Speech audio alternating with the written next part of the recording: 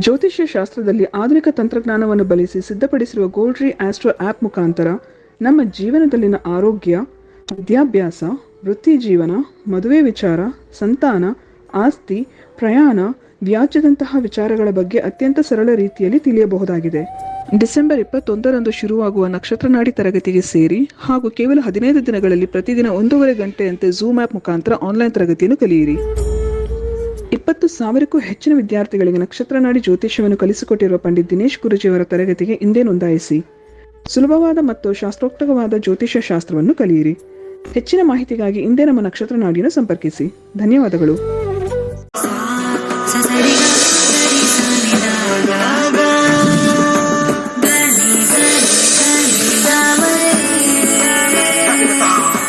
ಓಂ ಶ್ರೀ ಗುರುಭ್ಯೋ ನಮಃ. ಹರಿ ಓಂ.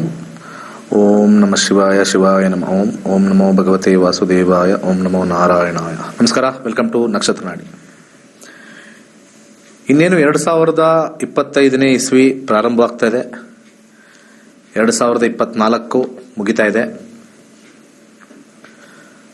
ಪ್ರತಿ ವರ್ಷ ಒಬ್ಬರೊಬ್ಬರಿಗೂ ಒಂದು ಸೈಕಲ್ ಬರ್ತಕ್ಕಂಥದ್ದು, ಮೇಜರ್ ಸೈಕಲ್ ಬರ್ತಕ್ಕಂಥದ್ದು ತೋರಿಸುತ್ತೆ. ಹಾಗೆ ಪ್ರತಿಯೊಬ್ಬ ವ್ಯಕ್ತಿಯ ದಿನಾಂಕದ ಮೇಲೆ 2025 ಹೇಗಿರುತ್ತೆ ಅಂತ ಹೇಳಿ ಒಂದು 20% ಆ್ಯಡ್ ಮಾಡ್ಕೋಬಹುದು. ಜ್ಯೋತಿಷ್ಯದಲ್ಲಿ ಬರ್ತಕ್ಕಂಥ ದಶಾಭುಕ್ತಿನೇ ಇಂಪಾರ್ಟೆಂಟ್ ಆದರೂ ಕೂಡ ಸ್ವಲ್ಪ ಮಟ್ಟಿಗೆ ಸಂಖ್ಯಾಶಾಸ್ತ್ರನೂ ಕೂಡ ಬಲವನ್ನು ತುಂಬುತ್ತೆ. 2025 ಟೋಟಲ್ ಮಾಡಿದಾಗ 9 ಬರ್ತಕ್ಕಂಥದ್ದು, ಮಂಗಳನ ಆಧಿಪತ್ಯ. 2025 ಬಹಳ ವಿಶೇಷವಾಗಿ 9ರ ಒಂದು ಆಧಿಪತ್ಯ ಬಹಳ ಹೆಚ್ಚಾಗಿ ತೋರಿಸುತ್ತೆ. ಇವತ್ತು ಯಾರ್ಯಾರು 1ನೇ ತಾರೀಕು ಹುಟ್ಟಿರ್ತಾರೆ, 10ನೇ ತಾರೀಕು ಹುಟ್ಟಿರ್ತಾರೆ, 19ನೇ ತಾರೀಕು ಹುಟ್ಟಿರ್ತಾರೆ, 28ನೇ ತಾರೀಕು ಹುಟ್ಟಿರ್ತಾರೆ. 2025 ಹೇಗಿದೆ ನೋಡೋಣ. ಯಾರ್ಯಾರು 1ನೇ ತಾರೀಕು, 10, 19 ಮತ್ತೆ 28ನೇ ತಾರೀಕು ಹುಟ್ಟಿರ್ತಕ್ಕಂಥವ್ರು, ಸೂರ್ಯನ ಆಧಿಪತ್ಯ ಇರ್ತಕ್ಕಂಥ ಒಂದು ಸಂಖ್ಯೆ. ಈ ವ್ಯಕ್ತಿಗಳಿಗೆ ಸ್ವಲ್ಪ ಲೀಡರ್ಶಿಪ್ ಕ್ವಾಲಿಟೀಸ್ ಜಾಸ್ತಿ ಇರುತ್ತೆ. ಹಾಗೆ ಈ ಲೀಡರ್ಶಿಪ್ ಕ್ವಾಲಿಟಿ ಜೊತೆ ಸ್ವಲ್ಪ ಅಹಂ ಕೂಡ ಹೆಚ್ಚಾಗಿರುತ್ತೆ. ಸಾಧನೆ ಮಾಡಬೇಕು ಅನ್ನೋ ಆಸಕ್ತಿ ಜಾಸ್ತಿ ಇರುತ್ತೆ. ಯಾರ ಮಾತು ಕೇಳದೆ ಇರತಕ್ಕಂಥ ಒಂದು ಸಂಖ್ಯೆ ಆಗಿದೆ ಇದು. ಅದರಲ್ಲಿ ಸ್ವಲ್ಪ 28 ಅನ್ನೋದು ಸ್ವಲ್ಪ ವೀಕ್ ನಂಬರ್ ಆಗಿದ್ರು ಕೂಡ 1, 10, 19 ಸ್ವಲ್ಪ ಸ್ಟ್ರಾಂಗ್ ನಂಬರ್. 2025 ಹೇಗಿದೆ? 1ನೇ ತಾರೀಕು, 10ನೇ ತಾರೀಕು, ಹಾಗೆ 19 ಮತ್ತೆ 28ನೇ ತಾರೀಕು ಹುಟ್ಟಿರೋರಿಗೆ 2025 ಸ್ವಲ್ಪ ಮಾನಸಿಕ ಹಿಂಸೆಯ ವರ್ಷವಾಗಿದೆ. ಸೊ ಮೆಂಟಲ್ ಟೆನ್ಷನ್ಸ್ ಜಾಸ್ತಿ ಇರುತ್ತೆ. 2025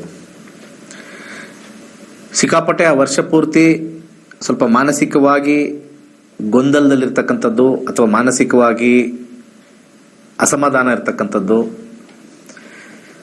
ಹಾಗೆ ಮೆಂಟಲ್ ಟ್ರಾಮಾ ಮತ್ತು ಎಮೋಷನಲ್ ಟ್ರಾಮಾ ಎರಡೂ ಕೂಡ ಅತಿ ಹೆಚ್ಚಾಗಿ ನಾವು ನೋಡ್ತೀವಿ. ಹಾಗೆ ಇದು ನೆಗೆಟಿವ್ ಆದರೆ ಪಾಸಿಟಿವ್ ಸೈಡ್ ಹೇಗೆ ತೋರಿಸುತ್ತೆ ಅಂತಂದರೆ ಸ್ವಲ್ಪ ಕ್ರಿಯಾಶೀಲತೆ, ಕ್ರಿಯೇಟಿವಿಟಿ ಆಗಿರ್ತಕ್ಕಂಥದ್ದು, ಸ್ವಲ್ಪ ಹೊಸ ಸಂಗೀತ ಕಲಿಕೆ ಆಗ್ತಕ್ಕಂಥದ್ದು, ಹಾಗೆ ಹೊಸ ಸ್ಥಳಗಳನ್ನು ಭೇಟಿ ಮಾಡ್ತಕ್ಕಂಥದ್ದು, ಹಾಗೆ ಹೊಸ ಜಾಗಗಳಿಗೆ, ತೀರ್ಥಕ್ಷೇತ್ರ ಇರ್ಬೋದು ಅಥವಾ ವಿಹಾರಕ್ಕಿರ್ಬೋದು, ಅದೆಲ್ಲದಕ್ಕೂ ಕೂಡ ಹೋಗ್ತಕ್ಕಂಥ ಸಾಧ್ಯತೆ ಬಹುತೇಕ ಕಂಡು ಬರ್ತಾ ಇದೆ. ಇದರಲ್ಲಿ ವರ್ಷ ಪೂರ್ತಿ ಕೆಲವು ಉತ್ತಮವಾಗಿರ್ತಕ್ಕಂಥ ತಿಂಗಳು ಸ್ವಲ್ಪ ನೋಡಿದ್ದೀವಿ. ಫೆಬ್ರವರಿ ತಿಂಗಳಲ್ಲಿ ಸ್ವಲ್ಪ ಹಣಕಾಸು ವಿಚಾರದಲ್ಲಿ ಉತ್ತಮವಾಗುತ್ತೆ. ಹಾಗೆ ಏಪ್ರಿಲ್ ತಿಂಗಳಲ್ಲೂ ಕೂಡ ಹಣದ ವಿಚಾರದಲ್ಲಿ ಬಹಳ ಉತ್ತಮವಾಗಿರ್ತಕ್ಕಂಥ ಒಂದು ತಿಂಗಳಾಗಿರುತ್ತೆ. ಹಾಗೆ ಮೇ ಕೂಡ ಉತ್ತಮವಾಗಿದೆ.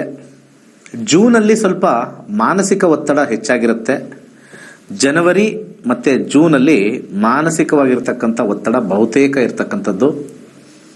ಹಾಗೆ ಜುಲೈಯಲ್ಲಿ ಸ್ವಲ್ಪ ಮಟ್ಟಿಗೆ ಅನಾರೋಗ್ಯದಿಂದ ಬಳಲ್ತಕ್ಕಂಥ ಸಾಧ್ಯತೆ ಹೆಚ್ಚಾಗಿದೆ. ಹಾಗೆ ಹಣವನ್ನು ಕಳ್ಕೊಳ್ತಕ್ಕಂಥ ಸಾಧ್ಯತೆಯೂ ಕೂಡ ಜುಲೈಯಲ್ಲಿ ತೋರಿಸ್ತಾ ಇದೆ. ಯಾರು 1-10-19-28ನೇ ತಾರೀಕು 1-10-19-28ನೇ ತಾರೀಕು ಹುಟ್ಟಿರ್ತಕ್ಕಂಥವ್ರು 2025 ಬಗ್ಗೆ ಮಾತಾಡ್ತಾ ಇದ್ದೀನಿ. ಹಾಗೆ ಅದ್ರ ಜೊತೆ ಬಹಳ ಅತ್ಯುತ್ತಮವಾಗಿರ್ತಕ್ಕಂಥದ್ದು ಇರೋದೆಲ್ಲನೂ ಕೂಡ ನಿಮಗೆ ಆಸೆ ಆಕಾಂಕ್ಷೆಗಳೆಲ್ಲ ಸಕ್ಸಸ್ ಆಗ್ತಕ್ಕಂಥ ಒಂದು ತಿಂಗಳು ಆಗಸ್ಟಲ್ಲಿದೆ. ಆಗಸ್ಟ್ ಬಹಳ ಉತ್ತಮವಾಗಿರ್ತಕ್ಕಂಥದ್ದು. ನಿಮಗೆ ಒಂದು ರಿಮಾರ್ಕಬಲ್ ಮಂತ್ ಅಂತಂದಾಗ ಆಗಸ್ಟಲ್ಲಿ ನಿಮಗೆ 1-10-19-28ನೇ ತಾರೀಕು ಹುಟ್ಟಿರೋರಿಗೆ August will be a wonderful period. ಒಂದು ರಿಮಾರ್ಕಬಲ್ ನೆನೆಸ್ಕೊಳ್ತಕ್ಕಂಥ ಒಂದು ತಿಂಗಳಾಗಿರ್ತಕ್ಕಂಥದ್ದು. ಹಾಗೆ ಸೆಪ್ಟೆಂಬರಲ್ಲಿ ಅಂತೂ ಕೂಡ ನಿಮ್ಮ ಹೆಸರು ಹೆಚ್ಚಾಗ್ತಕ್ಕಂಥದ್ದು. ಸೆಪ್ಟೆಂಬರ್ ತಿಂಗಳಲ್ಲಿ ನಿಮ್ಮ ಒಂದು ಪ್ರಮೋಷನ್ ಇರ್ಬೋದು, ಅಥವಾ ಏನಾದ್ರು ಒಂದು ನೀವು ಲಾಂಚ್ ಮಾಡಿರ್ತಕ್ಕಂಥದ್ದು ಇರ್ಬೋದು, ಅಥವಾ ವಿಶೇಷವಾಗಿರ್ತಕ್ಕಂಥ ರಿವಾರ್ಡ್ಸ್ ಎಲ್ಲ ಇರ್ತಕ್ಕಂಥದ್ದು ಸೆಪ್ಟೆಂಬರ್ ಮಂತಲ್ಲಿ ತೋರಿಸ್ತಾ ಇದೆ. ಅದು ಬಿಟ್ಟರೆ ನವೆಂಬರ್ ಮಂತಲ್ಲೂ ಕೂಡ ಸ್ವಲ್ಪ ಉತ್ತಮವಾಗಿರ್ತಕ್ಕಂಥ ಹಣಕಾಸಿನ ವಿಚಾರ ತೋರಿಸ್ತಾ ಇದೆ. ಹಾಗೆ ಅತಿ ಹೆಚ್ಚು ಒಳ್ಳೇದಾಗೋದು ಅಥವಾ ಅತಿ ವರ್ಸ್ಟ್ 2 ಎಕ್ಸ್ಟ್ರೀಮ್ ಅಂತ ನಾನು ಕರಿತೀನಿ. ಎಕ್ಸ್ಟ್ರೀಮ್ ಮಂತ್ ಬಂದ್ಬಿಟ್ಟು ಮಾರ್ಚ್ ಮತ್ತು ಡಿಸೆಂಬರ್. ಮಾರ್ಚ್ ಮತ್ತು ಡಿಸೆಂಬರ್ ಮಂತು ನೋಟ್ ಮಾಡ್ಕೊಳ್ಳಿ. ಆದರೆ ತುಂಬಾ ಒಳ್ಳೇದಾಗತ್ತೆ ಅಥವಾ ಅಷ್ಟೇ ಕೆಟ್ಟದಾಗತ್ತೆ. ಮಾರ್ಚ್ ಮತ್ತು ಡಿಸೆಂಬರ್ ತಿಂಗಳು, ಇವೆರಡು ತಿಂಗಳು ಭಾಳ ಸ್ವಲ್ಪ ನೆಗೆಟಿವಿಟಿಯನ್ನು ತೋರಿಸುತ್ತೆ. ಹಾಗೆ ಅತ್ಯಂತ ಮಾನಸಿಕದಿಂದ ಕುಗ್ತಕ್ಕಂಥದ್ದು ಒಂದು ಹೇಳಿದ್ದೀನಿ ಆಲ್ರೆಡಿ. ಇನ್ನೊಂದು ಅಕ್ಟೋಬರ್ಲಿ ಕೂಡ ಸ್ವಲ್ಪ ಮಾನಸಿಕವಾಗಿ ಜಗಳಗಳಾಗ್ತಕ್ಕಂಥದ್ದು ಅಥವಾ ಸಮಸ್ಯೆ ಬರ್ತಕ್ಕಂಥದ್ದು ತೋರಿಸ್ತಾ ಇದೆ. ಓವರಾಲ್ ಇಲ್ಲಿ ಬಂದಿರತಕ್ಕಂಥ ಒಂದು ವೈಬ್ರೇಷನ್ ನಾವು ತಗೊಳ್ಬೇಕಾದ್ರೆ ಸೂರ್ಯ ಮತ್ತು ಮಂಗಳನ ಒಂದು ವೈಬ್ರೇಷನಲ್ಲಿ ಪ್ರತಿ ತಿಂಗಳನ್ನು ನಾವು ಜೋಡಿಸಿ ಹೇಳಿದ್ದೀವಿ.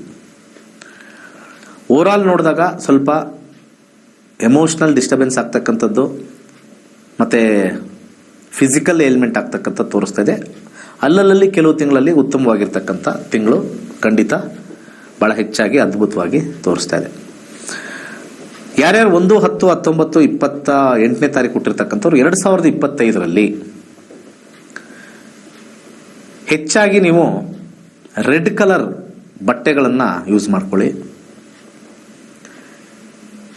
ಏನೇ ಕೆಲಸ ಕಾರ್ಯ ಮಾಡಬೇಕು ಅಂತಂದಾಗ, ಆಲೋಚನೆ ಮಾಡಬೇಕು, ಕೆಲಸ ಕಾರ್ಯ ಮಾಡಬೇಕು ಅಂದರೆ ಒಂದು ಭಾನುವಾರ ಮಾಡಿ, ಇಲ್ಲ ಅಂದರೆ ಗುರುವಾರದ ದಿವಸ, ಇವೆರಡು ವಾರನ ಸೆಲೆಕ್ಟ್ ಮಾಡ್ಕೊಳ್ಳಿ. ಭಾನುವಾರ, ಕೆಲವೊಂದು ಭಾನುವಾರ ನಮಗೆ ಏನಾದ್ರು ಮಾಡೋಕ್ಕೆ ರಜೆಗಳಿರ್ತಕ್ಕಂಥದ್ದು, ಕ್ಲೋಸ್ ಆಗಿರ್ತಕ್ಕಂಥದ್ದು ಇರ್ಬೋದು. ಭಾನುವಾರ ಬಿಟ್ಟರೆ ಗುರುವಾರ ಲಕ್ಕಿ ವಾರ 2025ಗೆ. ಭಾನುವಾರ ಮತ್ತು ಗುರುವಾರ ಲಕ್ಕಿ ವಾರ. ಸೊ ಕಲರ್ ರೆಡ್ ಯೂಸ್ ಮಾಡ್ಕೊಳ್ಳಿ, ರೆಡ್ ಕರ್ಚಿಫ್ ಯೂಸ್ ಮಾಡ್ಕೊಳ್ಳಿ, ರೆಡ್ ಶರ್ಟ್ ಯೂಸ್ ಮಾಡ್ಕೊಳ್ಳಿ ಯಾವಾಗಲಾದರೂ, ಅಥವಾ ರೆಡ್ ಕಲರ್ ಡ್ರೆಸ್ಸು ಸ್ವಲ್ಪ ಇನ್ವಾಲ್ವ್ಮೆಂಟು. ಅವಾಗ ನಿಮಗೆ ಈ ಎಮೋಷ್ನಲ್ ಕೋಶಂಟ್ ಅಂತ ನಾವೇನು ಹೇಳ್ತೀವಿ, EQ ಅಂತ ನಾವೇನು ಕರಿತೀವಿ, ಅದು ಬದಲಾಗುತ್ತೆ. ಪ್ರತಿಯೊಂದು ನಂಬರ್ಸು ಕೂಡ ಒಂದೊಂದು ವರ್ಷದಲ್ಲಿ ನಮಗೆ ಒಂದೊಂದು ಕೋಶಂಟ್ ತಂದು ಕೊಡುತ್ತೆ. ಇಂಟೆಲಿಜೆಂಟ್ ಕೋಶಂಟ್ ಇರ್ಬೋದು, ಅಥವಾ ಎಮೋಷ್ನಲ್ ಕೋಶಂಟ್ ಇರ್ಬೋದು, IQ, EQ, GQ ಎಷ್ಟೊಂದಿರುತ್ತೆ. ಸೊ ಅಂಥದ್ರಲ್ಲಿ ಎಮೋಷ್ನಲ್ ಕೋಶಂಟು ಸ್ವಲ್ಪ ಹೆಚ್ಚಾಗಿರೋದ್ರಿಂದ ಸ್ವಲ್ಪ ರೆಡ್ ಯೂಸ್ ಮಾಡ್ತಕ್ಕಂಥದ್ದು. ಹಾಗೆ ಸಾಕಷ್ಟು ನೀರನ್ನು ಸೇವನೆ ಮಾಡೋದ್ರಿಂದ, ಪ್ರತಿನಿತ್ಯ at least 5 and 6 glasses of water ಮೇಲ್ಗಡೆ ಪ್ರತಿನಿತ್ಯ 2025ಅಲ್ಲಿ ಹೆಚ್ಚಾಗಿ ಕುಡಿಯೋದ್ರಿಂದ ಎಮೋಷ್ನಲ್ ಡಿಸ್ಟರ್ಬೆನ್ಸು ಸ್ವಲ್ಪ ಕ್ಲಿಯರ್ ಆಗುತ್ತೆ. ಸ್ವಲ್ಪ ಈಗೋ ಕ್ಲಾಶಸ್ಸು ಕೂಡ ಕಮ್ಮಿ ಆಗ್ತಕ್ಕಂಥದ್ದು. ಇಷ್ಟು 1, 10, 19 ಮತ್ತು 28ನೇ ತಾರೀಕು ಹುಟ್ಟಿರ್ತಕ್ಕಂಥ ವ್ಯಕ್ತಿಗಳಿಗೆ. ಹಾಗೆ ನಮ್ಮ ಕ್ಲಾಸಸ್ 21ನೇ ತಾರೀಕು ಕ್ಲಾಸಸ್ ಇದೆ. ಡಿಸೆಂಬರ್ 21 15 ದಿವಸದ ಕ್ಲಾಸಸ್ ಇರುತ್ತೆ ಜ್ಯೋತಿಷ್ಯ ಶಾಸ್ತ್ರದ್ದು. ಹಾಗೆ ಈ ಜ್ಯೋತಿಷ್ಯ ಶಾಸ್ತ್ರದಲ್ಲಿ ನೀವೇ ಕಲೀರಿ, ನೀವೇ ಕಲಿತು ನಿಮ್ಮ ಜೀವನನ ನೋಡ್ಕೊಳ್ಳಿ. ಸುಮ್ಮನೆ ಯಾರ ಹತ್ರನೂ ಹೋಗಿ ದುಡ್ಡು ಕೊಟ್ಟು ಹಾಗೆ ಅದ್ರ ವಿಚಾರದಲ್ಲಿ ನೀವು ತಿಳ್ಕೊಂಡ್ರೆ ಖಂಡಿತ ಅವ್ರು ಹೇಳಿದ್ದೆಲ್ಲ ತಲೆಯಲ್ಲಿ ಬರುತ್ತೆ. ಯಾಕಂದರೆ 90% ಅವರು ಹೇಳೋದೆಲ್ಲ ನಿಮ್ಗೆ ಗೊತ್ತಿರತಕ್ಕಂಥದ್ದು. ಒಂದು ಶನಿ ಬಗ್ಗೆ ಹೇಳ್ತಾರೆ, ಒಂದು ಮಂಗಳನ ಬಗ್ಗೆ ಹೇಳ್ತಾರೆ, ನಿಮಗೆ ಸಾಡೆ ಸಾತಿ ರಾಶಿ ಮೇಲೆ ಹೇಳ್ಬಿಡ್ತಾರೆ, ಭಾಳ ಈಸಿ. ಅದು ಬಿಟ್ಟರೆ ನಿಮಗೆ ಸಾಡೆ ಸಾತಿ ಅಂತ ಹೇಳ್ತಾರೆ, ಅದನ್ನು ಭಾಳ ಈಸಿಯಾಗಿರುತ್ತೆ. ಮಂಗಳ ಕುಜದ ಬಗ್ಗೆ ಹೇಳ್ತಾರೆ. ಅದಿಲ್ಲ ಅಂದರೆ ಈ ದಶ ಟು ದಶ ಬರಬೇಕಾದ್ರೆ ಅವ್ರಿಗೆ ಆ ಮಂಗಳ ದಶ ಏನೇನು ಕೊಡುತ್ತೆ ಫಲ ಅಂತ ಗೊತ್ತಿರಲ್ಲ ಈ ಕಾಂಪೌಂಡರ್ಗಳಿಗೆ. ರಾಹು ದಶ ಅಥವಾ ಇನ್ನೊಂದು ಏನು ಕೊಡುತ್ತೆ ಗೊತ್ತಿರಲ್ಲ, ಶುಕ್ರ ಏನು ಕೊಡ್ತಾ ಇದೆ ಗೊತ್ತಿಲ್ಲ, ಸೂರ್ಯ ಏನು ಕೊಡ್ತಾ ಇದೆ ಗೊತ್ತಿಲ್ಲ. ಸುಮ್ಮನೆ ಕುಜ ರಾಹು ಸಂಧಿಶಾಂತಿ, ಹಾಗೆ ಶುಕ್ರ ಮತ್ತೆ ಸೂರ್ಯ ಸಂಧಿಶಾಂತಿ, ಮತ್ತೆ ಚಂದ್ರನಿಂದ ಮಂಗಳ ಬರ್ಬೇಕಾದ್ರೆ ಚಂದ್ರ ಮಂಗಳ ಸಂಧಿಶಾಂತಿ, ಮತ್ತೆ ರಾಹು ಗುರು, ರಾಹು ಬೃಹಸ್ಪತಿ. ರಾಹು ಏನು ಕೊಟ್ಟಿದ್ದಾನೆ ಗೊತ್ತಿರಲ್ಲ, ಹಾಗೆ ಗುರು ಏನು ಕೊಡ್ತಾನೆ ಗೊತ್ತಿರಲ್ಲ ಫಲಗಳು. ಸುಮ್ಮನೆ ಸಂಧಿಶಾಂತಿ ಮಾಡಿಸ್ಬಿಡೋದು. ಯಾವುದೇ ಗ್ರಂಥದಲ್ಲಿ ಸಂಧಿಶಾಂತಿ ಬರೆದಿಲ್ಲ. ರಾಹು ಇರ್ತಕ್ಕಂಥ ಸ್ಥಾನದ ಮೇಲೆ ಕೆಟ್ಟ ಪರಿಣಾಮ ಏನಾರು ಇತ್ತು ಅಂತಂದ್ರೆ ಮಂಗಳದಿಂದ ರಾಹು ಬಂದ ಕೆಟ್ಟದ ಹಾಗೆ ಆಗುತ್ತೆ, ಒಳ್ಳೇದ್ರೆ ಒಳ್ಳೇದಾಗೆ ಆಗುತ್ತೆ. ಸಂಧಿಶಾಂತಿಯಿಂದ ಯಾವುದು ಪರಿಹಾರ ಆಗಲ್ಲ. ಒಂದು ತಿಳ್ಕೊಳ್ಳಿ ಮೈಂಡಲ್ಲಿ ಎಲ್ಲರೂ, ಪರಿಹಾರ ಆಗಂಗಿದ್ರೆ ಇವತ್ತು ಎಲ್ಲ ಪುರೋಹಿತರು, ಎಲ್ಲ ಜ್ಯೋತಿಷರು, ಎಲ್ಲ ಕಾಂಪೌಂಡ್ರು, ಪ್ರತಿಯೊಬ್ಬರು ಕೂಡ ಕೋಟಿ ಕೋಟಿ ಕೋಟಿ ಇರ್ತಾ ಇದ್ರು. ಆಮೇಲೆ ಈ ಜ್ಯೋತಿಷ್ಯದಲ್ಲಿ ಬೆರಳೆಣಿಕೆಯಷ್ಟು ಮಾತ್ರನೇ ನಮಗೆ ಕಣ್ಣಿಗೆ ಕಾಣಿಸ್ತಾರೆ. ಆ ಬೆರಳೆಣಿಕೆಯಷ್ಟು ಮಾತ್ರನೇ ಒಂಥರ ಗಲೀಜಾಗಿ ಪಬ್ಲಿಕ್ ನೋಡ್ತಾರೆ. ಈ ಟಿವಿಲಿ ಬರ್ತಕ್ಕಂಥ ಸ್ವಲ್ಪ ಫೇಮಸ್ ಆಗಿರೋರು ಮಾತ್ರ ಇವರೆಲ್ಲ ನಮ್ಮನ್ನು ಹಾಳು ಮಾಡಿದ್ರು. 6.5 ಕೋಟಿ ಜನ ಬೆಳಿಗ್ಗೆ ಬರ್ತಕ್ಕಂಥ ಟಿವಿಲಿ ಬರ್ತಕ್ಕಂಥ ಚಾನಲ್ ಅವ್ರನ್ನ ಯಾರು ಬರ್ತಾರಲ್ಲ, ಜ್ಯೋತಿಷದಲ್ಲಿ ಬರ್ತಾರಲ್ಲ, ಫೇಮಸ್ ಯಾವಾಗಲೂ 10 ವರ್ಷದಿಂದ ಇರ್ತಾರಲ್ಲ, ಅವ್ರವ್ರಿಗೆಲ್ಲ ಹೆಸರು ಬೇಡ ನಮಗೆ, ಅವರೆಲ್ಲ ತುಂಬಾ ನೋನ್ ಫ್ಯಾಕ್ಟರ್. 6.5 ಕೋಟಿ ಜನದಲ್ಲಿ ಎಷ್ಟೋ ಒಂದು ಸಣ್ಣ ಪರ್ಸೆಂಟ್ ಅವ್ರ ಹತ್ರ ಹೋಗಿರಲ್ಲ, ಎಲ್ಲೋ ಒಂದು 0.2% ಅಷ್ಟು ಹೋಗಿರ್ತಾರೆ. ಈ ಕೆಲವು ಲೂಸ್ ಗಿರಾಕಿಗಳಿರ್ತಾರೆ, ಈ ಯೂಟ್ಯೂಬರ್ಸು, ಇವ್ರನ್ನೆಲ್ಲ ಇಟ್ಕೊಂಡು ಟ್ರೋಲ್ ಮಾಡೋದು, ಇವರಿಂದ ಜ್ಯೋತಿಷ ಹಾಳಾಯ್ತು, ಇವರಿಂದ ಜ್ಯೋತಿಷ ಅಂತ. ಇನ್ನು ಎಷ್ಟೋ ಜನ ಇದ್ದಾರೆ, ಅವ್ರ ಬಗ್ಗೆ ಇಲ್ವೇ ಇಲ್ಲ. ಏನ್ ಬೆರಳೆಣಿಕೆ, ಎಣಿಸಿದ್ರೆ ಬೆರಳೆಣಿಕೆ. ಮೆಡಿಕಲ್ ಫೆಟರ್ನಿಟಿಲಿ ಎಷ್ಟು ಜನ ಆಪರೇಷನ್ ಮಾಡಿ ಕೋಟಿಗಟ್ಟಲೆ ದುಡ್ಡು ಹೊಡಿತಾ ಇರ್ತಾರಲ್ಲ, ಅದ್ರ ಬಗ್ಗೆ ಇವರು ಏನು ಯೂಟ್ಯೂಬ್ ಮಾಡಲ್ಲ. ಯಾಕಂದ್ರೆ ಇವ್ರಿಗೆ ಸ್ವಲ್ಪ ವ್ಯೂಸ್ ಜಾಸ್ತಿ ಆಗುತ್ತಲ್ಲ, ಒಬ್ಬರ ಕಾಲು ಹೇಳಿದ್ರೆ ವ್ಯೂಸ್ ಜಾಸ್ತಿ ಆಗುತ್ತಲ್ವಾ. ಯಾರೊಬ್ರು ಆ ವಿಡಿಯೋದಲ್ಲಿ ಹಾಕಿದ್ರು, ದಿನೇಶ್ ಗುರೂಜಿ ಹೆಸರು ಹಾಕಿಲ್ಲ ಅಂತ ಕೇಳಿದ್ರು. ಆ ವಿಡಿಯೋದಲ್ಲಿ ಎಲ್ಲಾ ಅಸ್ಟ್ರಾಲಜರ್ಸ್ನು ಸ್ವಲ್ಪ ಟ್ರೋಲು, ರೋಸ್ಟು, ಗೀಸ್ಟು ಏನೇನೋ ಮಾಡ್ತಾ ಇದ್ರು. ಇವ್ರು ಹಂಗೆ ಹೇಳ್ತಾರೆ, ಇವ್ರು ಹಂಗೆ ಹೇಳ್ತಾರೆ, ಇವ್ರು ಸರಿ ಇಲ್ಲ ಹಂಗೆ ಹೇಳ್ತಾ ಇದ್ರು. ನಮ್ಮ ಫೋಟೋ ಬಂದಿಲ್ಲ, ನಾವೇನು ತಲೆ ಕೆಡ್ಸ್ಕೊಳ್ಳಲ್ಲ. ಯಾರೋ ಒಬ್ರು ಕಾಲೆಳೆಯಕ್ಕೆ, ಹೊಟ್ಟೆಯವರಿಗೆ ಇಲ್ಲಿ ಒಳ್ಳೆ ಕೆಲಸ ಮಾಡ್ತಾ ಇದ್ವಿ, ಪಾಠ ಹೇಳ್ಕೊಡ್ತಾ ಇದ್ವಿ, ಅದ್ಭುತವಾಗಿರ್ತಕ್ಕಂಥ ಜ್ಯೋತಿಷ್ಯ ಹೇಳ್ಕೊಡ್ತಾ ಇದ್ವಿ. ನಾವು ಪಾಠ ಹೇಳ್ಕೊಡ್ತಾ ಇರ್ತಕ್ಕಂಥ ಗುರು ನಾನು.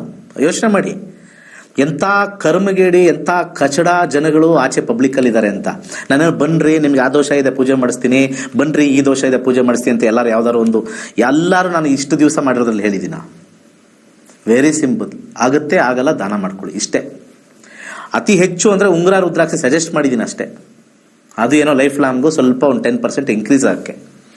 ನಿಮಗೆ ಕಾಳಸರ್ಪ ದೋಷ ಇದೆ, ಕುಕ್ಕೆಗೆ ಹೋಗಿ ಒಂದು 50,000 ಕೊಡಿ, 1 ಲಕ್ಷ ಕೊಡಿ, 2 ಲಕ್ಷ ಕೊಡಿ, ಇಲ್ಲಿಗೆ ಬನ್ನಿ ಅಷ್ಟು ಕೊಡಿ, ಅಲ್ಲಿಗೆ ಬನ್ನಿ ಇಷ್ಟು ಕೊಡಿ, ಇದ್ರ ಕನ್ಸಲ್ಟೇಷನ್ ಬನ್ನಿ ಒಂದು 50,000 ಕೊಡಿ, ಯಾವುದೂ ಇಲ್ಲ. ಕಲ್ತ್ಕೊಳ್ಳಿ ಮೊದಲು. ನಾನು ಕನ್ಸಲ್ಟೇಷನ್ ಬನ್ನಿ ಅಂತ ಹೇಳೋದೇ ಇಲ್ಲ. ನಾನು ಯಾರದೇ ಕನ್ಸಲ್ಟೇಷನ್ ಇಲ್ಲಿ ತೊಗೊಂಡ್ರು ಕೂಡ ಸ್ವಲ್ಪ ಹಂಗೆ ನಿಮ್ದು ಇನ್ನೂ ಸ್ವಲ್ಪ ಡೀಟೇಲಾಗಿ ಹೇಳಬೇಕು ಬಂದ್ಬಿಡಿ ಅಂತ. ನಮ್ಮನ್ನು ರೋಸ್ಟ್ ಮಾಡಲ್ಲ. ಅಲ್ಲಿ ಯಾರ ಕಿತ್ತೋಗಿರೋರು ಕೆಲವ್ರು 4 ಹಾಕ್ತಾರೆ ಮೆಸೇಜ್ಗಳು ಕೆಳಗಡೆ, ಇದರಲ್ಲಿ ಇವ್ರನ್ನ ಯಾಕೆ ಹೆಸರು ಹೇಳಿದಿಲ್ಲ ಅಂತ. ಹೊಟ್ಟೆ ಉರಿ ಅವ್ರಿಗೆ. ನಾನು ಮಾಡಿರ್ತಕ್ಕಂಥ ಒಳ್ಳೆ ಕೆಲಸದ ಬಗ್ಗೆ ಅವ್ರಿಗೆ ಮಾತಾಡ್ತಕ್ಕಂಥ ಯೋಗ್ಯತೆ ಇಲ್ಲ. ಇನ್ನು ಬೇರೆಯವರೆಲ್ಲ ಜ್ಯೋತಿಷ್ಯ ಹೇಳಿದಾರೋ ಸರಿಯಾಗಿ ಬಿಟ್ಟಿದ್ದಾರೋ ನಾನು ಅದನ್ನ ಗೊತ್ತಾಗಲ್ಲ. ಬಟ್ ನಾನು ಲೈವ್ ನಿದರ್ಶನ 65,000 ಜನಕ್ಕೆ ವಿದ್ಯಾದಾನ ಮಾಡಿದ್ದೀನಿ. ವಿದ್ಯಾದಾನ ಯಾಕಂದ್ರೆ ಅವ್ರು ಕೊಟ್ಟಿರೋ ದುಡ್ಡು ನನ್ನ ಹತ್ರ ನಿಲ್ಲಲ್ಲ, ಬಟ್ ನಾನು ಕೊಟ್ಟಿರ್ತಕ್ಕಂಥ ಜ್ಞಾನ ನಿಲ್ಲುತ್ತಲ್ಲ, ಅದಕ್ಕೆ ದಾನ ಅಂತ ಹೇಳಿದ್ದೀನಿ. ವೆರಿ ಇಂಪಾರ್ಟೆಂಟ್, ಇಟ್ಸ್ ಎ ದಾನ which I have given back. ನನಗೆ ನಮ್ಮ ಗುರುಗಳಿಗೆ ದಾನ ಮಾಡಿದ್ರು, ಅವ್ರಿಗೆ ಚಿರುಋಣಿ. ಅದನ್ನೇ ಗುರು ಪರಂಪರೆ ಅಂತ ಹೇಳಿ ಬೇರೆಯವ್ರಿಗೆ ಕೊಟ್ಟಿದ್ದೀವಿ. ಸೊ ಬೆರಳಿಕೆಯಷ್ಟು ಮಾತ್ರ ನೀವು ಲೆಕ್ಕ ಹಾಕಿದ್ರೆ ಜ್ಯೋತಿಷಲ್ಲಿ ಲಿಸ್ಟ್ ಮಾಡಿದ್ರೆ ಏನೊಂದು ಕರ್ನಾಟಕದಲ್ಲಿ ಅಬ್ಬಬ್ಬಾ ಅಂತ ಹೆಸರುವಾಸಿಯಾಗಿರ್ತಕ್ಕಂಥ ಜ್ಯೋತಿಷ ಒಂದು 10ರಿಂದ 15 ಮೇಲೆ ಸಿಗಲ್ಲ. ಇನ್ನೇನು ಒಂದೊಂದು ಹಾಸ್ಪಿಟ್ಲಲ್ಲೂ ಡಾಕ್ಟರ್ಗಳು ಯಾವ್ಯಾವ ಥರ ಮಾಡಿದ್ದಾರೆ ಅಂತ ನಮ್ಗೆ ಆ ವೃತ್ತಿಯವ್ರಿಗೆ ಹೋಗೋದು ಬೇಡ. ನಾನು ಅವ್ರ ಬಗ್ಗೆ ಮಾತಾಡ್ತಾ ಇಲ್ಲ. ಈ ಟ್ರೋಲು ರೋಸ್ಟ್ ಮಾಡೋರು ಇರ್ತಾರಲ್ಲ ಅವ್ರ ಬಗ್ಗೆ ಹೇಳ್ತಾ ಇದ್ದೀನಿ. ಕಣ್ಣಿಗೆ ಏನೋ ಒಂದು ಡ್ರೆಸ್ ಹಾಕೊಂಡ್ಬಂದು, ಯಾಕಂದ್ರೆ ಅದು ಅವ್ರು ಮಾಡ್ತಾರ ತಪ್ಪು ನನಗೂ ಗೊತ್ತು, ಅವ್ರು ಬರೀ ದೋಷ ಗೀಷ ಹೇಳ್ತಾ ಇದಾರೆ ಅಂತ. ಬಟ್ ಆದರೂ ಇರ್ತಕ್ಕಂಥ ಒಂದು 15 ಜನದ್ದು ಹೆಸರಿಟ್ಕೊಂಡು ಎಂಟೈರ್ ಜ್ಯೋತಿಷ್ಯ ಕುಲವನ್ನೇ ಹಾಳು ಮಾಡ್ತಾ ಇರ್ತಕ್ಕಂಥ ಕರ್ಮ ಆ ಯೂಟ್ಯೂಬರ್ ಅವ್ರು ಯಾರು ಮಾತಾಡ್ತಾ ಅವ್ರಿಗೆಲ್ಲ ಬರುತ್ತೆ. ಮೈಂಡಲ್ಲಿ ಇಟ್ಕೊಳ್ಳಿ. You are telling to the entire fraternity, keeping sample, only sample. ನಾವು ಇಷ್ಟೆಲ್ಲ 65,000 ಜನ ಮಾಡಿದೀವಲ್ಲಪ್ಪ ವಿದ್ಯಾರ್ಥಿಗಳನ್ನ. ಇದನ್ನ ಯಾಕೆ ಎತ್ಕೊಂಡು ಯಾರು ಹೇಳಲ್ಲ? ಇಲ್ಲೊಬ್ರು ಇದ್ದಾರೆ ದಿನೇಶ್ ಗುರೂಜಿ ಅಂತ, ಎಷ್ಟೋ ಜನಕ್ಕೆ ವಿದ್ಯೆ ಕೊಟ್ಟಿದ್ದಾರೆ, ಜ್ಯೋತಿಷದಲ್ಲಿ ಆ್ಯಪ್ಗಳು ಕೊಟ್ಟಿದ್ದಾರೆ. ಇದ್ರ ಬಗ್ಗೆ ಯಾಕೆ ಮಾತಾಡಲ್ಲ? ಅದ್ರಲ್ಲಿ ಇನ್ನೊಬ್ಬ ದಿನೇಶ್ನ ಯಾಕೆ ಎಳೆದಿಲ್ಲ ಅಂತ. ಬಾ ಬಾ ಬಾ ಬಾ ಬಾ ಬಾ ಒಬ್ರು ಕಾಲು ಎಳಿಬೇಕು ಅಂತಂದ್ರೆ ಒಂದು ತಿಳ್ಕೊಳ್ಳಿ, ಯಾರ್ಯಾರು ಕಾಲು ಎಳಿತಾ ಇದಿರಲ್ಲ ಅಲ್ಲೆಲ್ಲ ಬರೀತಿರಲ್ಲ, ಯೂಟ್ಯೂಬಲ್ಲಿ ಕೆಳಗಡೆ ಎಲ್ಲ ಕಮೆಂಟ್ ಮಾಡ್ತಿರಲ್ಲ ನೀವೆಲ್ಲ. ನೀವು ಯಾವತ್ತು ಕಾಲು ಕೆಳಗಡೆ ಇರೋದನ್ನ ಬಯಸಬೇಡಿ, ಮೇಲಿದೆ. ತರ್ಕ ಮಾಡಿ ಬೇಕಾದ್ರೆ. Why only 15 people you put? That is only the exhaustive list. 15 ಜನ ಜ್ಯೋತಿಷರು ಮಾತ್ರ ಹಾಕಿದ್ದಾರೆ. 15 ಮೇಲೆ ಇಲ್ವೇ ಇಲ್ಲ ಅಲ್ಲ, 15 ಇಲ್ಲ ಅಲ್ಲೇ ಎಣಿಸಿದ್ರೆ 1 2 3 4 5 6 7 8 ಜನ ಅಷ್ಟೇ. 8 ಇನ್ನೊಂದು ಮಿಸ್ಸರ್ 9 ಜನ ಅಷ್ಟೇ. ಎಷ್ಟು ಜನ ಡಾಕ್ಟರ್ಗಳು ಮೈ ಒಳಗಡೆ ಏನಿದೆ ಅಂತ ಗೊತ್ತಿಲ್ದೇನೆ ಆಪರೇಷನ್ನೇ ಬೇಡ, ಒಂದು ಅನಾಸಿನ್ನೋ ಒಂದು ಡಿಸ್ಪ್ರಿನ್ನೋ ಒಂದು ಡೋಲೋದಲ್ಲಿ ಹೋಗ್ತಕ್ಕಂಥದ್ದನ್ನ ಆ ಟೆಸ್ಟ್ ಈ ಟೆಸ್ಟ್ ಈ ಟೆಸ್ಟ್ ಆ ಟೆಸ್ಟ್ ಆ ಟೆಸ್ಟ್ ಈ ಟೆಸ್ಟ್ ಅಂತ ಎಲ್ಲ ಮಾಡಿಸಿರೋದಿರಲ್ವಾ? ಎಷ್ಟೋ ಜನ ಟಾರ್ಗೆಟ್ ಇರಲ್ವಾ ಮಾಡಿಸ್ಲೇಬೇಕು ಅಂತ. ನನ್ನ ಹತ್ರ ಕನ್ಸಲ್ಟೇಷನ್ ಬರೋರು ಹೇಳ್ತಾರೆ, ಎಷ್ಟೋ ಜನ ಅದು ಮಾಡಿಸ್ಬೇಕು ಇದು ಮಾಡಿಸ್ಬೇಕು ಇದು ಇದು ಅದು ಇದು ಅಂತ, ಹೋಗ್ಲೇಬೇಕು ಮಾಡಲೇಬೇಕು ಆಪರೇಷನ್ಗೆ ಹೋಗ್ಲೇಬೇಕು ಇಲ್ಲ ಹಂಗೆ ಹಿಂಗೆ ಅಂತ. ಅವ್ರಿಗೂ ಟಾರ್ಗೆಟ್ಸ್ ಇರುತ್ತಲ್ವಾ? The real doctor knows the pain. ನಿಜವಾದ ಡಾಕ್ಟರ್ಗಳಿಗೆ ಗೊತ್ತಿರುತ್ತೆ how the industry is running. American ಇಂಡಸ್ಟ್ರಿಲಿ ಅಮೆರಿಕನ್ ಡಾಕ್ಟರ್ ಒಬ್ರು ಒಂದು ಮೀಡಿಯಾದಲ್ಲೇ ಹೇಳಿದ್ರು, US ಒಂಥರ ಲಾಬಿ ಆಗ್ಬಿಟ್ಟಿದೆ, ಮೆಡಿಕಲ್ ಲಾಬಿ ಆಗಿದೆ. ಡ್ರಗ್ಸ್ನ ಕೊಟ್ಟು ಕೊಟ್ಟು ಕೊಟ್ಟು ಎಲ್ಲ ಒಂದು ಕೊಟ್ಟರೆ ಇನ್ನೊಂದು ಪ್ರಾಬ್ಲಮ್ ಆಗುತ್ತೆ. ಎಷ್ಟೋ ಜನ ಮೊನ್ನೆ ಇದರಲ್ಲೂ ಕೂಡ ಹೇಳಿದ್ರು, ಯಾವುದೋ ನಮ್ಮ ವ್ಯಾಕ್ಸಿನ್ ಕೊಡ್ಬೇಕಾದ್ರೆ ಟೆಸ್ಟ್ ಮಾಡದೆ ಕೊಡದಲೆ ಎಷ್ಟೋ ಜನಕ್ಕೆ ಇಂಪಾರ್ಟೆನ್ಸಿ ಆಗಿದೆ, ಮಕ್ಕಳಾಗದೇ ಇರೋ ಪ್ರಾಬ್ಲಮ್ ಆಗಿದೆ. ಲಾಂಚ್ ಮಾಡಲೇಬೇಕು ಏನು ಮಾಡೋಕ್ಕಾಗಿಲ್ಲ. But it has to be tested for at least 3-4 years. But ಆ ಒಂದು ಬಿಸಿಲಿ ನಾವು ಕೊಟ್ಬಿಟ್ವಿ. ಎಷ್ಟೋ ಜನ ಫಾರಿನ್ ಇಂಟರ್ವ್ಯೂಸ್ ಎಲ್ಲ ಹೋಗಿ ನೋಡಿ, ಗೂಗಲಲ್ಲಿ ಮಾಡಿ. ಮೆನಿ ವ್ಯಾಕ್ಸಿನ್ಸ್ ಯಾವುದು ನಮ್ಮ ಕೊರೋನಾಗೆ ಬಂದಿರೋದೆಲ್ಲ ಸೈಡ್ ಎಫೆಕ್ಟ್ಸ್ ತುಂಬ ಆಗ್ತಾ ಇದೆ. ಮೇಲ್ ಫರ್ಟಿಲಿಟಿ ಫಿಮೇಲ್ ಫರ್ಟಿಲಿಟಿಗೆಲ್ಲ ಪ್ರಾಬ್ಲಮ್ ಆಗ್ತಾ ಇದೆ. ಇದನ್ನೆಲ್ಲ ಯಾರು ಕೇಳೋರು? ಇದೆಲ್ಲ ಮಾಡಿರೋದು ಅಸ್ಟ್ರಾಲಜಿ. ಎಲ್ಲೋ ಒಂದೋ ಎರಡೋ ಕೇಸು ಎಷ್ಟೋ ಲಕ್ಷನೋ ಎಷ್ಟೋ ಪೀಕ್ ಇದ್ದಾರೆ. ಆರೋಗ್ಯದ ವಿಚಾರದಲ್ಲಿ ಎಷ್ಟೆಷ್ಟು ಪೀಕ್ ಇದ್ದಾರೆ, ಯಾರ್ಯಾರು ಪೀಕ್ ಇದ್ದಾರೆ. ಒಂದು ಸೈಟ್ ವಿಚಾರದಲ್ಲಿ ಎಷ್ಟು ಪೀಕ್ ಇದ್ದಾರೆ. ಒಂದು ಕೆಲಸ ಮಾಡಿಕೊಡ್ಬೇಕು, ಒಂದು ಗೌರ್ಮೆಂಟ್ ಕೆಲಸ ಸಿಗಬೇಕು ಅಂದ್ರೆ ಎಷ್ಟು ಲಕ್ಷ ಪೀಕ್ ಇದ್ದಾರೆ. ಈ 7-8 ಜನಕ್ಕಿಂತ 100ರಷ್ಟು ಇದಾರಲ್ಲೆಲ್ಲ. ಅವ್ರನ್ನ ರೋಸ್ಟ್ ಮಾಡ್ರಪ್ಪ, ಯಾಕಂದ್ರೆ ಅವ್ರ ಹೆಸರುಗಳು ಈಸಿಯಾಗಿ ಸಿಗಲ್ವಲ್ಲ. ಅದಕ್ಕೆ ಯಾವುದು ಈಸಿಯಾಗಿ ಫೇಸ್ಗೆ ಸಿಗ್ತಕ್ಕಂಥದ್ದು, ಯಾರು ಈಸಿಯಾಗಿ ಸಿಗ್ತಾರೆ, ಮತ್ತೆ ಯಾವುದು ಮೆಜರಬಲ್, ನಾನ್ ಮೆಜರಬಲ್, ಇವೆಲ್ಲ ನಾನ್ ಮೆಜರಬಲ್. ನಾನು 65,000 ಜನ ವಿದ್ಯಾರ್ಥಿಗಳಿಗೆ ಜ್ಯೋತಿಷ ಹೇಳ್ಕೊಟ್ಟಿರೋದು ನಾನ್ ಮೆಜರಬಲ್. ನನ್ನ ಹತ್ರ ಒಂದು ಕಮ್ಮಿ ಅಂದ್ರೂ ಬೇಡ, ಕನ್ಸಲ್ಟೇಷನ್ ಬರಬೇಡ್ರಿ ಅಂದ್ರೂ ಕೂಡ ಆವ್ರೇಜ್ ಲೆಕ್ಕ ಹಾಕೊಂಡ್ರೆ ಒಂದು 20,000 to 20,000 ಜನ ಇದು ಜ್ಯೋತಿಷ್ಯ ತಿಳ್ಕೊಂಡು ಹೋಗಿದ್ದಾರೆ, ಕನ್ಸಲ್ಟೇಷನ್ ಮಾಡ್ಕೊಂಡು ಹೋಗಿದ್ದಾರೆ. ಅದರಲ್ಲಿ ಅಟ್ಲೀಸ್ಟ್ ಒಂದು 70% ಒಳ್ಳೇದಾಗಿದೆ. ಆ ಮೆಜರ್ ಎಲ್ಲಿ ಕೊಡಲಿ ನಾನು? ಮೆಜರ್ಮೆಂಟ್ ಕೊಡಬೇಕಲ್ವಾ? So just because of a person seeing in a channel, ಒಂದು ಚಾನಲಲ್ಲಿ ನೋಡಿದ ತಕ್ಷಣ ಇವನು ಅಸ್ಟ್ರಾಲಜಿ ಹೇಳ್ತಾ ಇದ್ದಾನೆ, ಇವನು ಬರೀ ಇದು ಅಂತ ಹೇಳಿದ್ರೆ, ನಿಮ್ಮ ವೃತ್ತಿಗಳಲ್ಲಿ ನೀವು ಯಾವಾಗಿದ್ದೀರಾ ಅಂತ ನೋಡ್ಕೊಳ್ಳಿ. ಯಾರ್ಯಾರು ಕಮೆಂಟ್ ಆಗ್ತಾರೋ ನಿಮ್ಮ ವೃತ್ತಿಯಲ್ಲಿ ನಾನು ನನ್ನ ಮನಸ್ಸಿಗೆ ಸರಿಯಾಗಿ ಮಾಡ್ತಾ ಇದ್ದೀನಿ ಅಂದರೆ ಎಲ್ಲಿ ಬೇಕಾದ್ರೆ ಕಮೆಂಟ್ ಮಾಡ್ಕೊಳ್ಳಿ, ದೇವ್ರು ನಿಮ್ಗೆ ಆಶೀರ್ವಾದ ಮಾಡ್ತಾರೆ. ಅದು ಬಿಟ್ಟು ಎಲ್ಲೋ ಸಿಕ್ತು ಚಾನ್ಸು ಒಬ್ಬನ ಕಾಲೆಳೆಯಕ್ಕೆ ಅಂತ, ಇವೆಲ್ಲ ಏನಾಗುತ್ತೆ, we just add karmas to our self. ಇದೇ ಭಗವದ್ಗೀತೆಯಲ್ಲಿ ಇರೋದು ಅಷ್ಟೇ. ಭಗವದ್ಗೀತೆಯಲ್ಲಿ ಒಂದೇ ಒಂದು ಉತ್ತರ ಕೊಟ್ಟಿರೋದಂತೆ, ನೀನು ಹಿಂದೂ ಆಗ್ಬೇಡಪ್ಪ, ನೀನು ಮೊದಲು ಮಾನವನಾಗು, ಹಿಂದೂ ಆಮೇಲೆ ಬೇಕಾದ್ರೆ ಹಾಕೋ, ಆಗಿದ್ರೆ ಆಗು, ಬಿಟ್ಟರು ಬಿಡು. ಬೇರೆ ಎಲ್ಲ ಧರ್ಮಗಳು ಅವ್ರವ್ರ ಧರ್ಮದ್ದೇ ಆಗು ಅಂತಾರೆ. ಭಗವದ್ಗೀತೆಯಲ್ಲಿ ಎಲ್ಲೂ ಕೂಡ ಹಾಕಿಲ್ಲ ನೀನು ಹಿಂದೂ ಆಗ್ಬೇಕು ಮೊದಲು ಅಂತ. ನೀನು ಮೊದಲು ಮಾನವನಾಗಬೇಕು ಅಂದ್ರೆ ಏನು? ನಿನಗೆ ಗೊತ್ತಿದ್ರೆ ಕಾಮೆಂಟ್ ಮಾಡು. ಆ ವ್ಯಕ್ತಿ ಬಗ್ಗೆ ಗೊತ್ತಿದ್ರೆ ಕರೆಕ್ಟಾಗಿ ನೀನು ಹೋಗಿ ನೋಡಿ ಮಾಡಿ ಅವ್ರ ಜೊತೆ ಇದ್ದು ಬೆಳೆದು ಕಷ್ಟದಲ್ಲೂ ಇದ್ದು ಸುಖದಲ್ಲೂ ಇದ್ದು ನೋಡಿ ಎರಡನ್ನೂ ಹಾಕಿ ಮಾಡಿ ಸುಮ್ಮನೆ ಕಮೆಂಟ್ ಮಾಡಿದ್ರೆ you are attracting karma. Let it be ಅಷ್ಟೇ.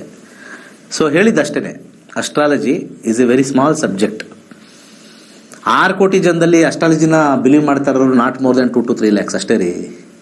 ಎಲ್ಲರೂ ನೋಡ್ತಾರೆ, ಎಲ್ಲರೂ ರಾಶಿ ಭವಿಷ್ಯ ಕೇಳ್ತಾರೆ, ಯಾರು ಅದ್ರ ಪ್ರಕಾರ ಹೋಗಿ ಫಾಲೋ ಮಾಡೋದು ಅಥವಾ ಅವರಿಂದೇ ಹೋಗಿ ಫಾಲೋ ಮಾಡೋದು ಯಾರು ಇಲ್ಲ ರೀ. ಎಲ್ಲೋ ಸಾಮೂಹಿಕವಾಗಿ ಬನ್ರಿ ಪೂಜೆ ಮಾಡಿಸ್ತೀವಿ 500 ರೂಪಾಯಿಗೆ ಅಂದರೆ 1,000 ಜನ ಹೆಂಗಸರು ಹೋಗ್ಬೋದು ಅಷ್ಟೇ. ಆ ಥರ 6 ಕೋಟಿಲಿ 4 ಕೋಟಿನ ಜನನೇ ಹಿಂದೂಗಳು ತಗೊಳ್ಳಿ, ಇಲ್ಲ ಆ ಥರ ಎಲ್ಲ ಯಾರು ಏನು ಕ್ಯೂ ನಿಂತ್ಕೊಂಡಿಲ್ಲ ಎಲ್ಲೂ ಕೂಡ. It is all finger tips. ಆ ಥರ ಇದ್ದರೆ 100 crores ಯಾರು ಮಾಡಿದ್ದಾರೆ ಅಸ್ಟ್ರಾಲಜಿಯಲ್ಲಿ? 100 crore ಯಾರು ಮಾಡಿದ್ದಾರೆ? 50 crores ಯಾರು ಮಾಡಿದ್ದಾರೆ? ಯಾರು ಮಾಡಿದ್ದಾರೆ ಹೇಳಿ? 1000 crore ಯಾರು ಮಾಡಿದ್ದಾರೆ? ಈ ಬಿಲ್ಡರ್ಸ್ ಎಲ್ಲ ಇರ್ತಾರಲ್ಲ, ಬೆಂಗಳೂರಲ್ಲಿ ದೊಡ್ಡ ದೊಡ್ಡ ಬಿಲ್ಡರ್ಸ್ ಇರ್ತಾರಲ್ಲ, they are all worth so money ಅಂತ. ಲ್ಯಾಂಡ್ ವ್ಯಾಲ್ಯೂ 10 ರೂಪಾಯಿ, ಮಾರೋದು 100 ರೂಪಾಯಿ. ಇದಕ್ಕೇನಂತೀರಾ? ಇದು ಏನಂತೀರಾ ಇದಕ್ಕೆ? ಇಲ್ದ್ರೆ ಒಂದು ಪ್ರಾಜೆಕ್ಟ್ ಇಂದ ಇನ್ನೊಂದು ದೊಡ್ಡ ದೊಡ್ಡ ಪ್ರಾಜೆಕ್ಟ್ ಮಾಡಕ್ ಅಷ್ಟು ಈಸಿನಾ? ಅದಕ್ಕೆ ಎಷ್ಟೋ ಜನ ರಿಯಲ್ ಎಸ್ಟೇಟ್ ಅಂದ್ರೆ ಅವ್ನು ಕೊಡೋಣ, ಒಂದು ಹುಡುಗಿನ ರಿಯಲ್ ಎಸ್ಟೇಟ್ ಕೊಡ್ಬೇಕಂದ್ರೆ ಜೋರಾಗಿದ್ದಾರೆ ಕೂಡ 10 ಕಾರ್ ಇದೆ ಅಂತ. ಹೆಂಗೆ 10 ರೂಪಾಯಿ ಲ್ಯಾಂಡ್ನ ಏನ್ ಮಾಡ್ತಾರೆ? ಕನ್ವರ್ಜನ್ ಅದು ಇದು ಅಂತ ಹೇಳಿ ಏನ್ ಮಾಡ್ತಾರೆ? What they will do finally? They will increase the rate by 3%. 3 times ಜಾಸ್ತಿ ಮಾಡ್ತಾರೆ. ಇದನ್ನ ಯಾರು ಮಾತಾಡಲ್ಲ. ಯಾಕೆ ನಮ್ಮ ಹಿಂದೂಗಳು ನಮ್ಮ ಹಿಂದೂ ಸಂಸ್ಕೃತಿ ಬಗ್ಗೆನೇ ಮಾತಾಡ್ತೀರಾ? ಅವ್ರು ಯಾರೋ ಒಬ್ಬ ಇದ್ದಾನೆ, ಅವನದು ಒಂದು ಯೂಟ್ಯೂಬ್ ಇದೆ, ಬರೀ ಜ್ಯೋತಿಷ್ಯ ಸುಳ್ಳು ಅಂತ ಹೇಳ್ಕೊಂಡು ಕೂತಿರ್ತಾರೆ. ನಿಜವಾಗಿರೋರ್ನು ಬೇಕಾದ್ರೆ ಓದಿ ಕಲ್ತು ನೀವು ಹೇಳಿ ಹೋಗ್ಲಿ, ಲರ್ನ್ ವಿತ್ ಮೀ. ನಾನೇ ಒಂದು ಫ್ರೀ ಆಫರ್ ಕೊಡ್ತೀನಿ, ಬನ್ನಿ. ಯಾರ್ಯಾರು ಚಾಲೆಂಜ್ ಮಾಡ್ತೀರೋ ಬಂದು ಕಲ್ತು ನಿಮ್ಮ ಯೂಟ್ಯೂಬ್ಗಳಲ್ಲಿ ಪ್ರಚಾರ ಮಾಡ್ಕೊಳ್ಳಿ. ಹೌದಪ್ಪ, ಒಳ್ಳೆ ಜ್ಯೋತಿಷ್ಯ ಅಂದ್ರೆ ನಿಜಾನೂ ಇದೆ, ಕರೆಕ್ಟಾಗಿ ಹೇಳ್ಕೊಡೋರು ಇದ್ದಾರೆ, ಅದನ್ನ ಕೆಟ್ಟ ಮಾಡ. Be little bit diplomatic in life. ಯಾವಾಗಲೂ ನೆಗೆಟಿವೇ ಹೇಳಿ ವ್ಯೂಸ್ನ ಜಾಸ್ತಿ ಮಾಡಿಕೊಂಡು ಆ ವ್ಯೂಸ್ ಕೆಳಗಡೆ ಅವನು ನೆಗೆಟಿವ್ ಮತ್ತೆ ಕಮೆಂಟ್ ಮಾಡೋರೆಲ್ಲ ನೆಗೆಟಿವೇ ಇದ್ರೆ ನಮ್ಮ ಹಿಂದೂ ಧರ್ಮ, ಸನಾತನ ಧರ್ಮ ಅಥವಾ ಈ ಒಂದು ಸಬ್ಜೆಕ್ಟು ಹೇಗೆ ರಿಯಾಲಿಟಿಗೆ ತೋರಿಸೋದು ಕಷ್ಟ ಅಲ್ವಾ? ಇಟ್ ಇಸ್ ವೆರಿ ಡಿಫಿಕಲ್ಟ್ ಅಲ್ವಾ? ಓಕೆ, ಪ್ಲೀಸ್ ಯಾರು ಏನು ಬೇಕಾದ್ರೆ ರೋಸ್ಟ್ ಮಾಡ್ಕೊಳ್ಳಿ, ಯೋಚನೆ ಮಾಡಿ. ಮೇಲಿರೋನೊಬ್ಬ ನಿಮ್ಮನ್ನು ರೋಸ್ಟ್ ಮಾಡ್ತಾರೆ ಒಂದು ದಿವಸ ಗೊತ್ತಿಲ್ದೇನೆ. ಸರ್ವೇ ಜನ ಸುಖಿನೋ ಭವಂತು. ಕೈಲಾಶ್ ಯಂತ್ರವು ಅತ್ಯಂತ ಪ್ರಾಚೀನವಾದ ಶಕ್ತಿಶಾಲಿಯಾದ ಯಂತ್ರವಾಗಿದೆ. ಸರಿಸುಮಾರು 800 ರಿಂದ 1000 ವರ್ಷಗಳ ಹಿಂದೆ ಹಲವಾರು ಸಂಯೋಗಗಳಿಂದ ರಚಿಸಲ್ಪಟ್ಟಿರುವ ಯಂತ್ರವೇ ಈ ಕೈಲಾಶ್ ಯಂತ್ರ. ಇಂಟರ್ನೆಟ್ ಅಲ್ಲಿ ಗೂಗಲ್ ಅಲ್ಲಿ ಹುಡುಕಿದ್ರೆ ಕೈಲಾಶ್ ಯಂತ್ರದ ಹಿನ್ನೆಲೆ ಹುಡುಕಿದ್ರೆ ನಿಮಗೆ ಖಂಡಿತ ಸಿಗುತ್ತೆ. 800 ರಿಂದ 1000 ವರ್ಷಗಳ ಹಿಂದೆ ಒಂದು ಹಲವಾರು ಕಾಂಬಿನೇಷನ್ಸ್ ನ ಮಿಕ್ಸ್ ಮಾಡಿರ್ತಕ್ಕಂಥ ವಿಶೇಷವಾಗಿರ್ತಕ್ಕಂಥ ಒಂದು ಯಂತ್ರವೇ ಕೈಲಾಶ್ ಯಂತ್ರ. ಈ ಯಂತ್ರದ ವಿಶೇಷತೆ ಬಹಳಷ್ಟಿದೆ. ಇದರ ಮಧ್ಯದಲ್ಲಿ ಕೋರ್ ಅಂತ ನಾವೇನ್ ಕರಿತೀವಿ, ಇದು ಚೈನೀಸ್ ನ್ಯೂಮರಾಲಜಿ ಬರ್ತಕ್ಕಂಥ ಲೋಶೋ ಗ್ರಿಡ್. ಹಾಗೆ ಇದರ ಸುತ್ತ ಇರತಕ್ಕಂಥದ್ದು ವಿಶೇಷವಾಗಿರ್ತಕ್ಕಂಥ 12 ಪ್ರಾಣಿಗಳು, ಅದು ಚೀನಿ ಪ್ರಾಣಿಗಳು, ಅನಿಮಲ್ ಸ್ಪಿರಿಟ್ಸ್ ಅಂತ ಹೇಳಿ ಕೆಲವರು ಮಾಡ್ತಾರೆ. ಅದ್ರ ಸುತ್ತ ಔಟರ್ ಲೇಯರ್ ಇರತಕ್ಕಂಥ ವಿಶೇಷವಾಗಿರ್ತಕ್ಕಂಥ ಮಂತ್ರ.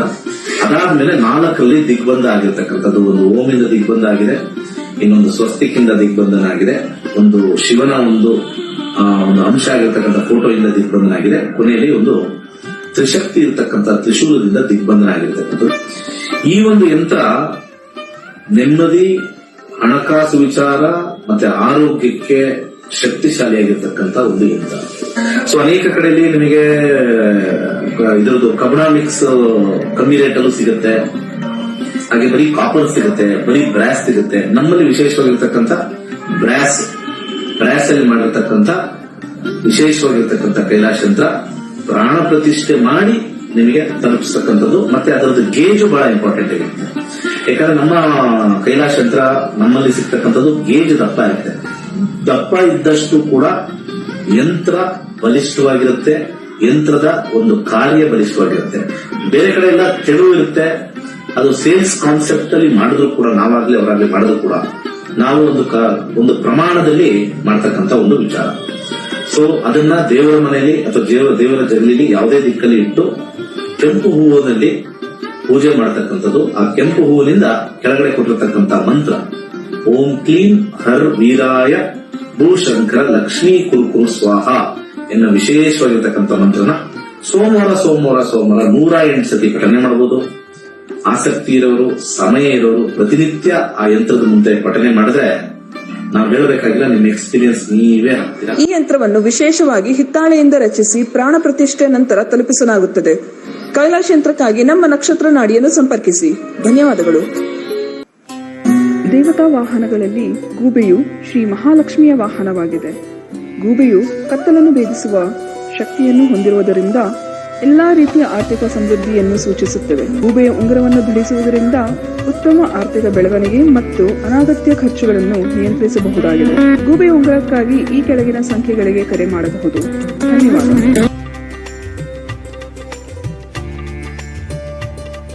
sa sa sa